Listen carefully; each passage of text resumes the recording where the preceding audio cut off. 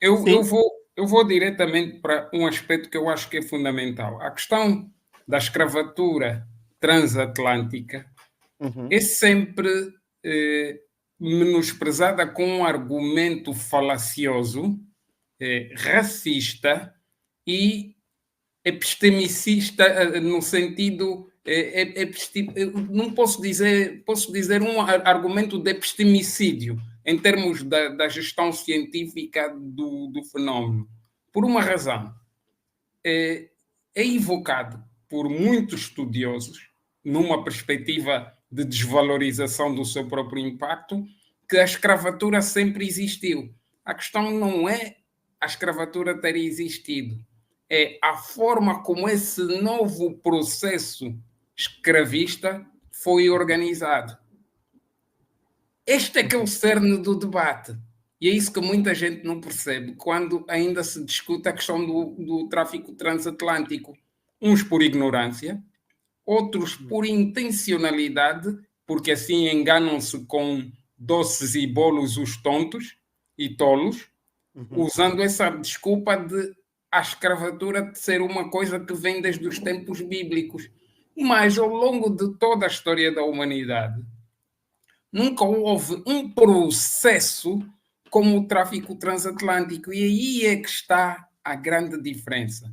Eu acho que é por aí que nós devemos começar na análise da questão da reparação dos danos. É justamente evitar o epistemicídio, construído até por cientistas sociais em várias partes do mundo, principalmente na Europa e nos Estados Unidos, para desvalorizar o impacto e o valor e a importância do tráfico transatlântico, que, obviamente,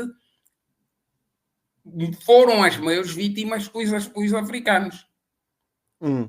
com a desculpa de que isso foi há muito tempo. Uhum. O valor Sim. da vida tem que ser medido justamente da mesma forma. E Uhum. pode-se e faz-se muito a evocação de que é procurar avaliar o passado com os olhos do presente. Mas todos nós nos esquecemos que é o presente que tem que assumir que foi um ato hediondo. O passado já não assume isso, não é? Porque aquilo que era a dimensão social, política e econômica de quem participou nesse mesmo tráfico transatlântico Uhum. foi-lhe concedido, inclusive através de uma bula papal, a ação e a desresponsabilidade em relação a esse processo que foi visto eminentemente numa perspectiva económica e comercial. Hum.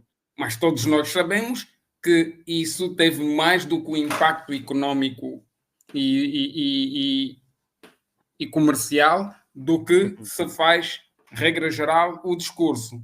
E é aí que eu insisto que devemos olhar para a dimensão das reparações. E as reparações têm que ser justamente por causa de desconstruir mitos que ajudam a subdesvalorizar o impacto e a dimensão histórica do processo de escravidão transatlântica, que até os dias de hoje continua a ter uma dimensão, podemos Uhum. dizer mesmo psicológica, sobre todos os descendentes de africanos ou africanos, com a Uhum. ideia de que o substantivo de africano ou descendente de africano é escravizado.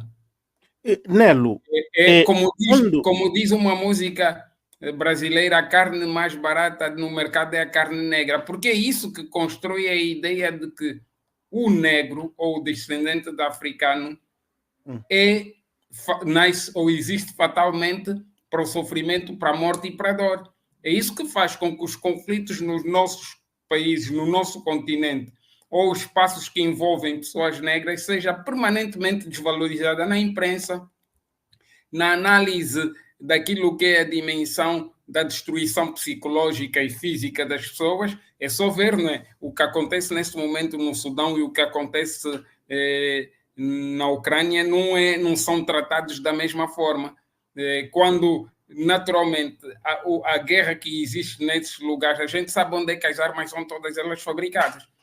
E Uhum. é isso, Álvaro, que eu acho. Nelo, Sim, sim. sim, ouvindo-te sobre o aspecto daqueles que são negacionistas desta problemática, que não querem, portanto, trazer na atualidade hoje este problema.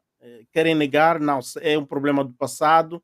Não, o problema não foi resolvido porque temos sequelas, o problema continua, o problema está aí, é presente, porque tudo bem, depois de E Álvaro, 50 mais anos de do que as sequelas, o que é preciso ter em atenção é a continuidade do discurso à volta da desresponsabilização sobre ela.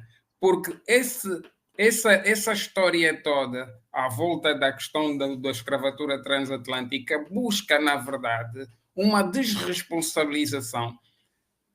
Não porque vão ter que pagar milhões de. Isso será sempre mais fácil para aqueles países em que os descendentes são identificáveis e tudo isso, não é? Mas tem a ver justamente com a manutenção de um certo discurso uhum, académico, eh, supremacista, uhum, de que, de facto, o que sucedeu com os africanos era parte do cotidiano, era uma coisa normal, ou seja, naturalizar e normalizar um ato hediondo e numa dimensão de milhões que, quando as pessoas, os africanos, nunca podem evocar o que aconteceu com os seus antepassados, mas outros povos podem evocar imediatamente as desgraças que lhes aconteceram, ainda que não sejam comparáveis nem em número, nem nos danos psicológicos e podemos verificar até os dias de hoje. E é aí onde reside justamente a desonestidade intelectual e a cumplicidade de certos meios académicos no mundo inteiro à volta dessa questão. E em Portugal, então, foge desse assunto e há uma permanente fuga a desresponsabilizar aquilo que foi o papel de Portugal no meio desse processo.